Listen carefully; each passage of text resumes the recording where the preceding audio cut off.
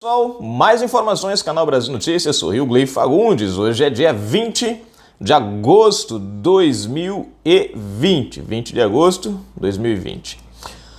Bom, agora há pouco eu trouxe a informação... na descrição do vídeo você encontra o link para esta matéria, né?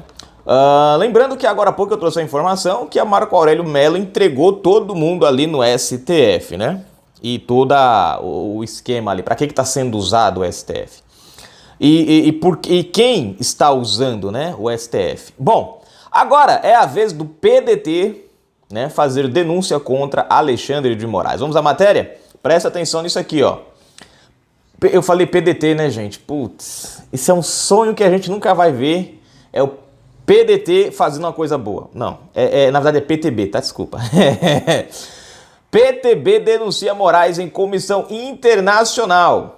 Vamos à matéria. Se inscreve, comenta, compartilha, deixa aí o seu like, aperta o sininho das notificações. Na descrição do vídeo tem conta bancária. Curte nosso canal, gosta do nosso trabalho, seja um apoiador e um colaborador. Vamos lá?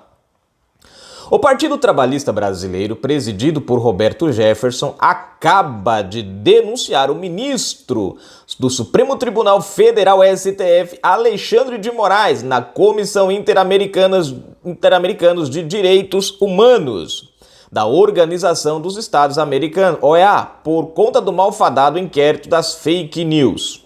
No documento, o PTB afirma que Moraes tem cometido inúmeras irregularidades e que o ministro é responsável por violar direitos fundamentais e humanos. O PTB pede a suspensão do inquérito das fake news. O documento é assinado pelo advogado e primeiro secretário jurídico da Executiva Nacional do partido, Luiz Gustavo Pereira da Cunha. Os danos causados por essas determinações do Supremo Tribunal Federal e, em especial, do ministro Alexandre de Moraes, relator do inquérito das fake news e do inquérito dos atos antidemocráticos, são irreparáveis, gerando prejuízos não só aos investigados, mas a toda a sociedade que luta pela construção de um Estado justo, democrático, regido por normas jurídicas aprovadas via processo legislativo que garanta às pessoas direitos, dentre eles os direitos de liberdade, diz um trecho da denúncia. Bom, aqui, gente, aqui quem quiser tem todo o como é que chama? Tem todo, aqui quem quiser conferir o negócio tá aqui, né? Eu não vou ler porque é muita coisa. Mas quem quiser conferir, entre na descrição do vídeo aí, né? E dá entra na descrição do vídeo, lá tá o link da matéria, você entra e pode ver toda deixa eu ver aqui quantas páginas são aqui.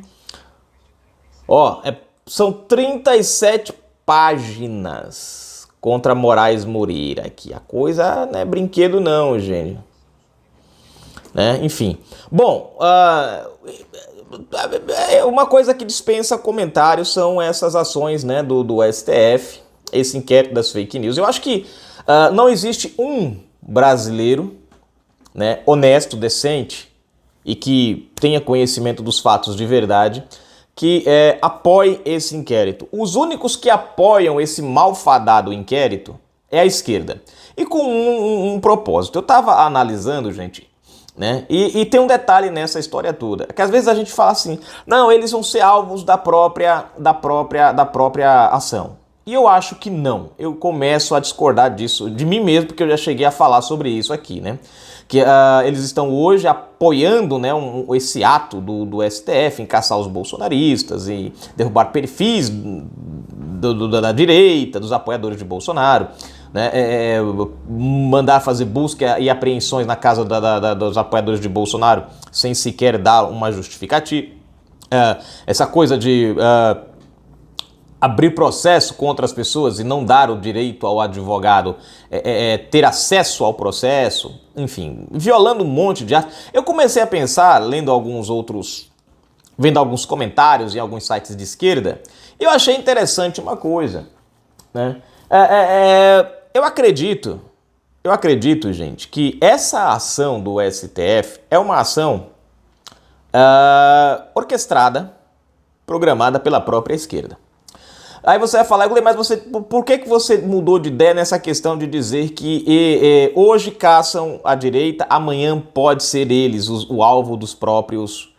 Porque, gente, se você prestar atenção, o inquérito das fake news, a CPMI das fake news e a PL 2630 nada mais é, nada menos é do que o tal do Marco 13 da internet que foi que intentaram passar em 2013. Foi 2013 ou foi 2012? 2013, né? Por isso que é Marco 13 da internet. Acho que é 2013. Que tentaram passar naquela época, mas não conseguiram. É justamente aí que está o X da questão, gente.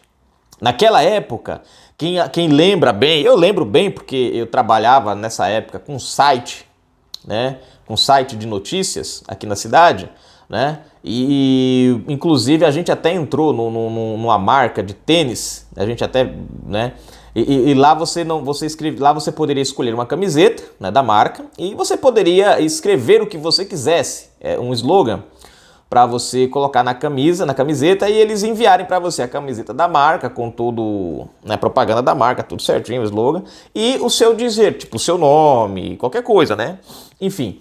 E a gente escrevia lá, por exemplo, de uma burra. Por incrível que pareça, quando você escrevia isso, vinha um aviso que a tarjinha avisava que você não poderia colocar Lula ladrão. Não poderia também colocar isso, né? Ou seja, você não poderia escrever o que você quisesse. Tinham coisas que eram proibido, não podia, né? O tipo de enfim, não podia manifestar a sua opinião ali. Então, vejam, qual era uma das pautas que estavam no Marco 13 da internet? Ora, as redes sociais teriam que punir quem falasse mal do governo. Estão lembrados disso? Quem falasse mal do governo. Não sei se vocês lembram. O que é que a gente está vendo hoje o Supremo Tribunal Federal fazendo? A única mudança, gente, é que o Supremo Tribunal Federal mudou de governo para STF, o texto. Só que você desce lá para o Congresso, e o Congresso também, na PL, né, 2630, faz a parte que o Congresso não está fazendo, que é justamente fake news contra parlamentares. Preste atenção que não tem nada falando sobre governo, sobre presidente. É tudo sempre algo contra deputados, senadores, políticos, candidatos, blá, blá, blá, blá, blá, blá. Ministros do STF. Nada relativo ao presidente da República. Então, a coisa que mudou do Marco 13 para essa agora é que nesse momento eles não acrescentam o governo como também vítima das fake news. Não, nessa questão agora, o governo é o autor das fake news. Então vocês prestaram atenção nesse detalhe? Eu não sei se vocês observaram isso, mas eu comecei a observar. E aí é que tá o X da questão, gente. O cerne da questão tá exatamente aqui.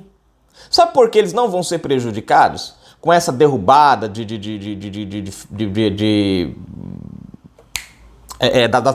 dos perfis e tudo? Porque são eles quem estão orquestrando por trás do STF.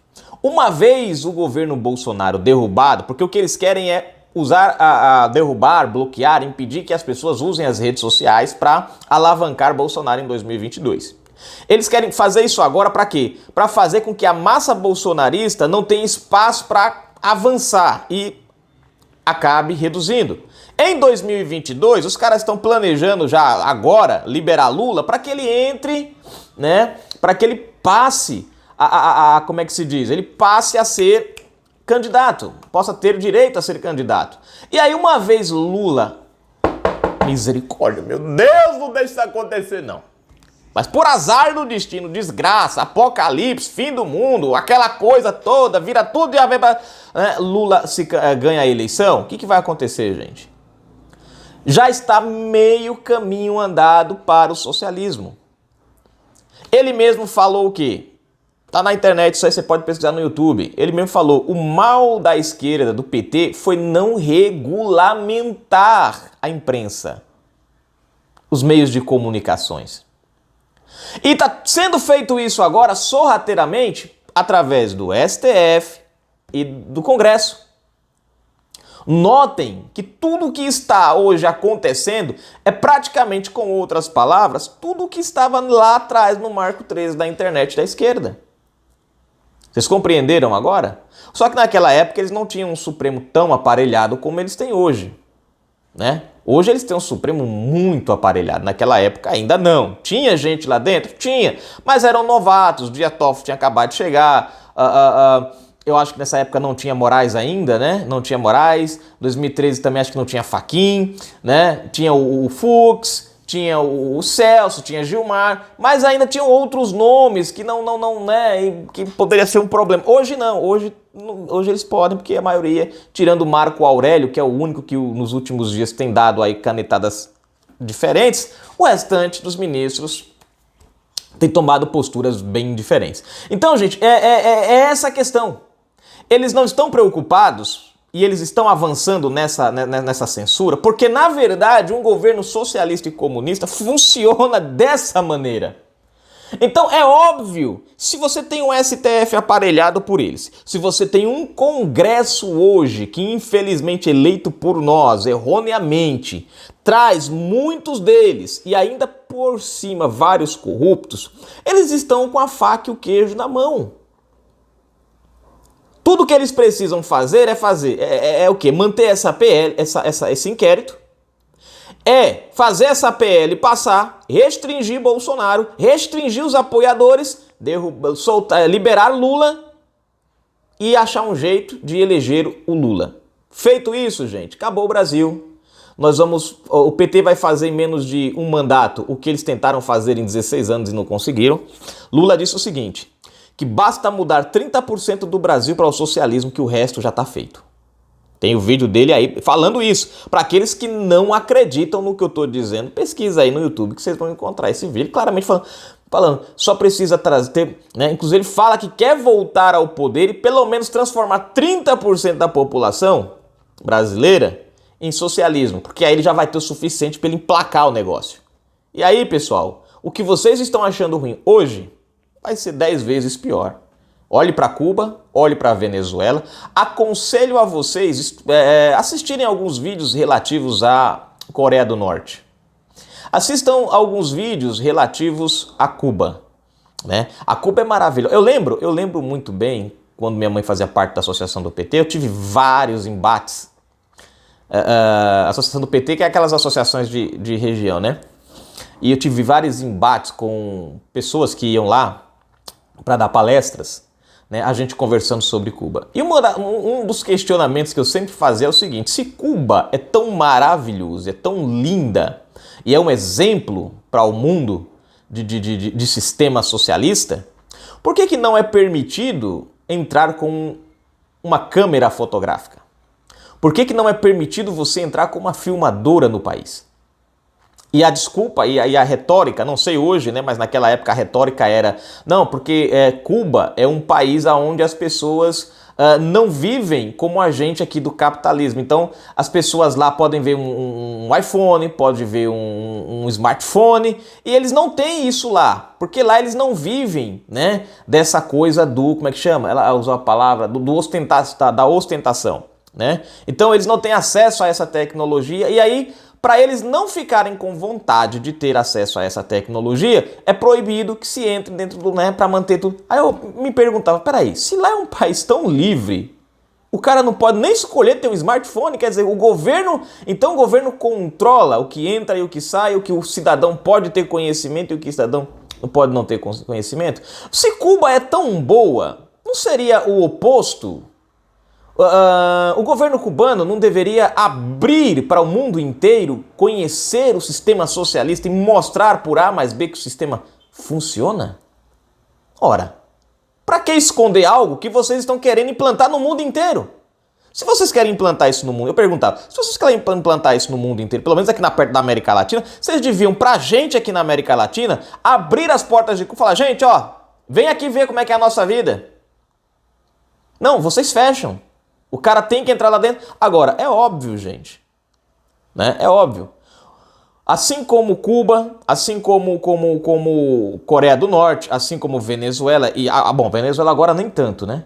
Mas outros países, quando você vai nesses países, só tem um lugar que é bem organizado em cada país desse. A capital, que é onde geralmente o ditador mora. Você pega, por exemplo, a Coreia do Norte, você vai no satélite, à noite, você vê Eu esqueci o nome lá da capital da Coreia do Norte. Mas você vê no satélite, quando você põe lá para a Coreia do Norte, você vê pelo satélite você vê as luzes da capital. Mas todo o resto do país está morto.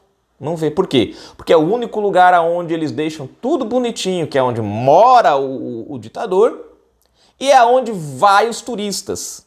E você fica preso ali, mas não sabe. Aí você pensa, nossa, das mil maravilhas. Mas se você tem a oportunidade de sair de fininho ali, vai conhecer o resto, aí você vê a miséria que os países são. Então isso, gente, isso nada mais é, nada menos é do que o governo socialista por trás do nosso STF tentando derrubar o atual governo. Eles querem fazer isso com o Brasil. E a gente já viveu épocas do PT aqui e sabemos muito bem o que acontece com o nosso país quando está na mão deles. Viramos escravos, sustentamos outras ditaduras, o país vai para o buraco e eles cada vez mais ricos. Eles realmente cumprem com o que eles falam. Todo mundo igualzinho pobre e só eles igualzinho ricos. Canal Brasil Notícias, fui.